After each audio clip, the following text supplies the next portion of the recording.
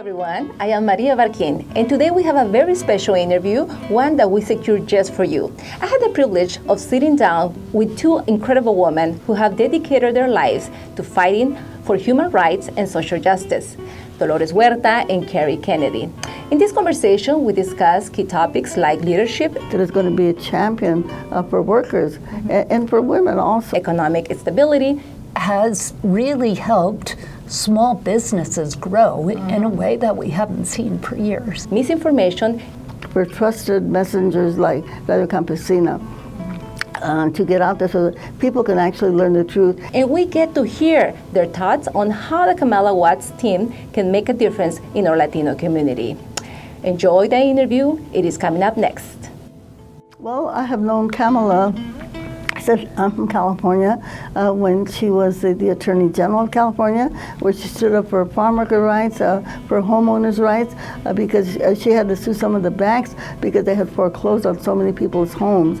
And also she stood up for workers' rights also, to make sure that workers, when they were on the picket lines and some of them were arrested, that they were released, because it's not a crime to be on a picket line. And she stood up for consumer rights also, and women's rights. So I've known Kamala from the very beginning, when she was the Attorney General, the state senator, and of course now the Vice President.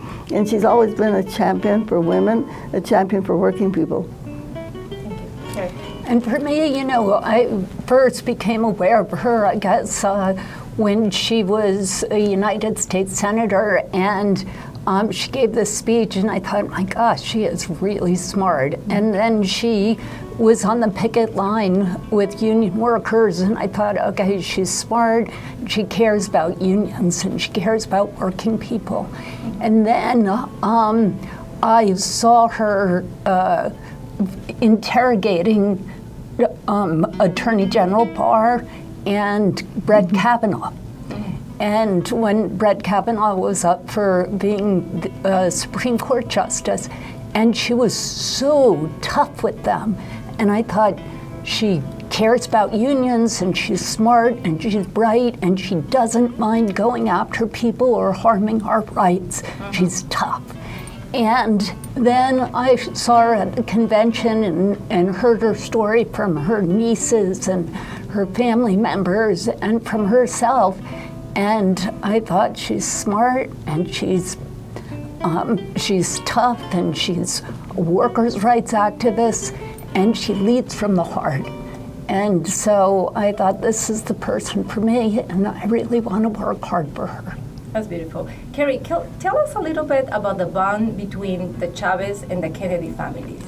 Okay, so first of all, I am thrilled to be here because I'm sitting next to not only a dear friend who I've known since I was 7 years old, but also my superhero. Can you imagine just sitting in a studio next to your superhero? Oh, so that's what's happening to me right now. My father worked with Dolores and Cesar in 1966. He famously went to a hearing, a Senate hearing on poverty and on workers' rights, and he said, then the sheriff was saying that they were rounding up union organizers to protect them. And Daddy said, well, I think you need to read the United States Constitution during the lunch break. And he became very, very close to Dolores and Cesar. And then they both worked for Daddy during the 1968 campaign during my father's presidential run. And Dolores, with Kamala and being the next president, what can she bring to the farm worker community or the working class community as a president? Well, Kamala, even though she's from San Francisco in California, the Bay Area, she always came down to the Central Valley to meet with farm workers down there, because she really cares about poor people, she cares about working people, and that's why it's so important that we have her in the White House, because we do need somebody that is going to be a champion for workers, and for women also, I want to say that, so that's really important that we have a strong advocate for workers.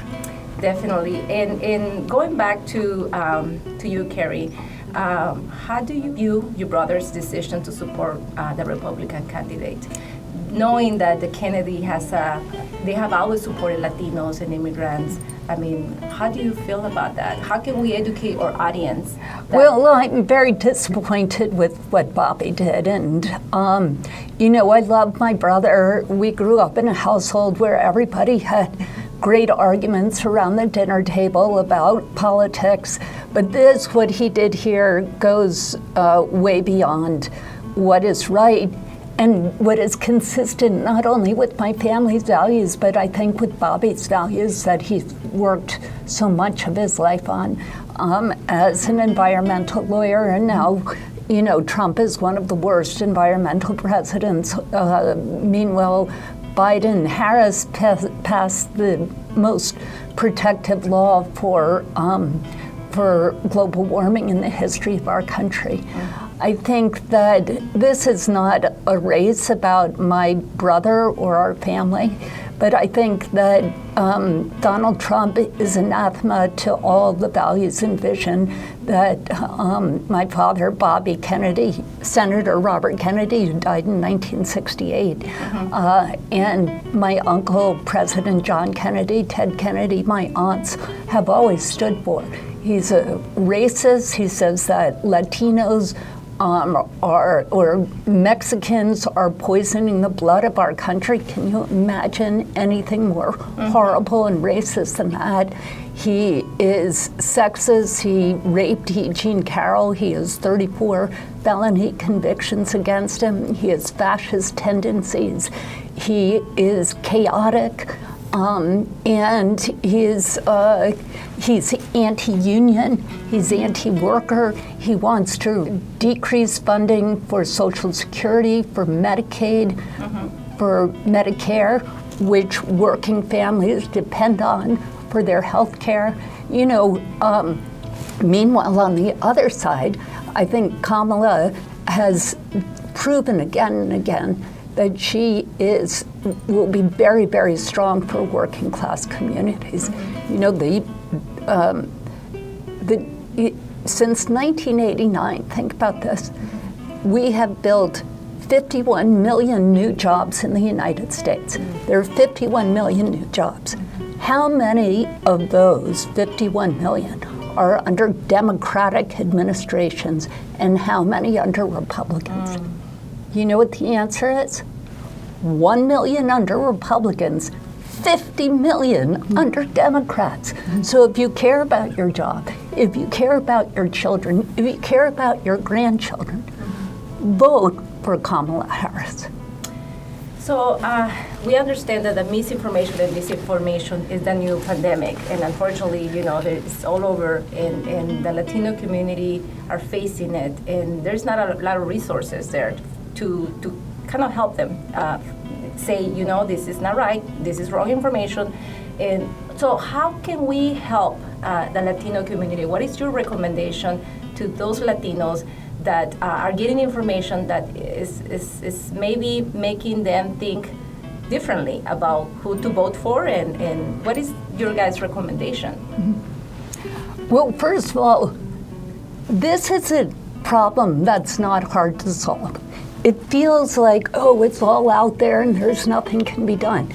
That's not true. There's only 4 or 5 companies that control all of the dis and all of the misinformation. And you know what? They have controls. That's why you don't see X and Facebook covered in child pornography. You know why? Because they put the things in place to stop that from being spread. So they can do it. They just don't want to do it. What we need is for the federal government, and that's why government is good, to take down mis and disinformation from those sources. So that's a long-term solution. I would say on the short-term solution, go to the Kamala Harris campaign site, read what she stands for, what she has done. And that's how you're going to get the information from the horse's mouth for this campaign. I know there is an initiative for the Latino community to continue educating and informing people with right information using WhatsApp. What other strategies is Kamala campaign is doing to serve the Latino community and tell them, this is who we are, this is Well, I think Kamala, Julie Rodriguez Chavez, she has been the campaign manager for Kamala, Caesar's granddaughter, and she's doing a really incredible job. But I think it's also going to be important for trusted messengers like Radio Campesina to get out there so that people can actually learn the truth. And we know that from day one that Trump attacked the Mexican community. Now he's now saying that somehow we, as Mexican Americans or people from Mexico or Latin America, that somehow we are poisoning the blood of the Anglos. And we know that this all comes from racism. So here you have a man running for the presidency who was a racist and particularly targeting the Latino community. So, I mean, I don't know what else people need to know. Despierta, like we say, despierta campesina, no? People have to listen to trusted messengers like Radio Campesina and really examine Trump's record, because he's anti-union, he's anti-women, he's anti-Latino, and this is somebody that we should not have making laws that are going to govern our lives. And so we are in a very precarious, a very scary situation against our community. In Arizona, you went through this already with 1070, with Arpaio and all of that, and you survived that. You pushed it all back, and now it's time to push back now against Donald Trump and work for Kamala Harris. I think United States, if Mexico already has a woman president, I mean, United States is a little behind, don't you think? Yes, way far behind. It's time, but this isn't about a woman president. This is about the best president for our country, and it's a stark choice between Donald Trump and I was going to say Dolores and Kamala Harris. And as Dolores pointed out, Kamala was the chief law enforcement officer in California.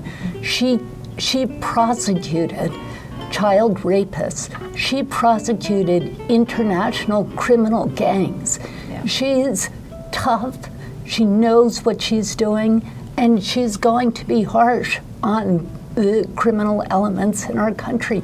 Meanwhile, you have Donald Trump, who cozies up to dictators. His best friend is Putin, who over 90% of Americans believe is the most detestable human being on earth. And that's Donald Trump's best friend. I mean, think about that.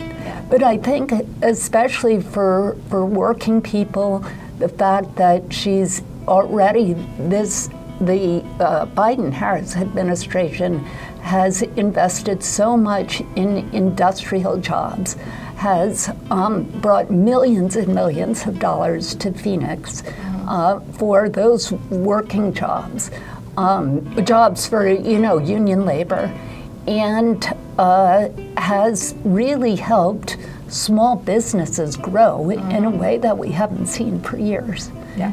Then also they just released their economic platform, and I think that's really important for people. It calls for building 3 million new housing units across the country, and for giving people $25,000 to start buying their own houses so they get out of renting. And Kamala really understands that. She spoke at the convention about always being in a rental, and the time that her mother finally saved enough money to buy their house. That's amazing. What an opportunity, for ordinary people doing extraordinary things and believing in people, giving them the opportunity to own their own, house. That's pride.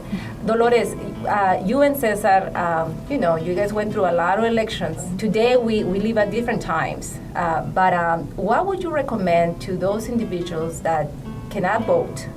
How can they get involved during this election that is so crucial. Yeah, well, we know that everybody has to really do whatever we can to stop Trump, okay? And to go forward with Kamala Harris and not go back with Trump.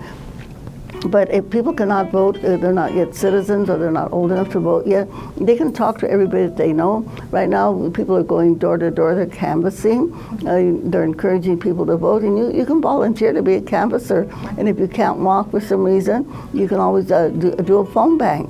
So there's a space for everybody to come and join in. And I also want to say this, especially to our Latino friends who are voting for the first time. Sometimes when they get their ballot, they think it's an examination, okay? So they see all these names and they see the propositions, and sometimes because they don't know something, they think they have to fill out the whole thing. And we just want to say to them, llenen lo que saben, okay? Vote what you feel confident about. It's okay to leave something blank. It's not an exam. It's a ballot for you to choose the leadership that people are going to be governing us and making the laws for us. And we know that we do not want Trump's laws to govern us, okay? And I want to say to people, try to look at this Proposition 2025. We know a lot of the people that support Trump are racist. And the reason they're racist is because they don't know that we are one human race. We are one human race, and there's no reason for any of us to be racist. But Trump wants to get rid of the education department, and this is, education is the one way that we can know about science, that we can learn, and so we can get rid of the racism, the sexism, the homophobia that exists in our community and in other communities. So, as you might say that our lives are very dependent on what's going to happen with this presidency, and so we're voting for Kamala, but we're really voting for ourselves, and we're voting for our family. And we as Latinos can make the difference in the election. Podemos hacer los decidores. We can be the deciders about who's going to govern the United States of America, the richest country in the world, that's going to affect not only the U.S., Latin America, and all of the world. And it's in our hands. Está en nuestras manos. Ay, Dios mío, this woman is amazing. She is. I'm like, hello. Again, thank you so much for being here today. And we are going to work hard to continue having a country of freedom and a country that welcomes everybody, and a country that we all as immigrants love to live in. Yeah. So thank you so much, and thank you for all the work you guys are doing for all of us, because the work you're doing is impacting all of the community. Thank you so much. Thank you. And viva Radio Campesina, and si se puede. Viva Dolores Huerta. Thank you. Viva Kerry. Sí se puede. Sí se puede. Sí se puede.